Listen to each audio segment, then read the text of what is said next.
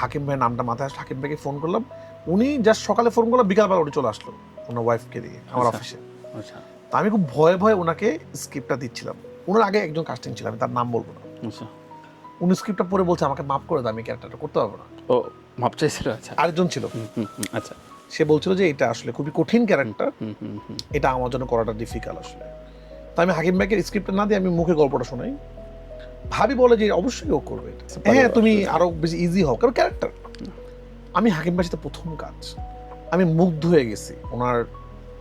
উনি যে, আমি শুনছি, আমি তো যখন ছোট ছিলাম তখন এত বুঝতাম না, হোস্টেলে পড়াশোনা করতাম। উনি একসময় সুপারস্টার ছিল বাংলাদেশের নাটকে। কেন উনি সুপারস্টার ছিল, আমি ওনার সাথে কাজ করে বসছি। ওনার শুটিং ধরেন 12টার দিকে, উনি সকাল 8টার সময় চলে আসছে, সেটা হাঁটাহাঁটি করতেছে, কস্টিউম পরে ঘুরতেছে। রাফি ঠিক আছে, কি করতে হবে, ডায়লগের প্রতিটা লেয়ার, মানে আমার মনে হয়েছে এখন আমি অনেক পরে যে হাকিম ভাইয়ের সাথে কাজ করছি। আমি এখন চাই নাটকের পুরনো অভিনেতাকে নিয়ে কাজ করা। তারা এক একজনের কাছে অনেক ম্যাজিক ঢুকে গেছে, আমরা আসলে ভাবি না।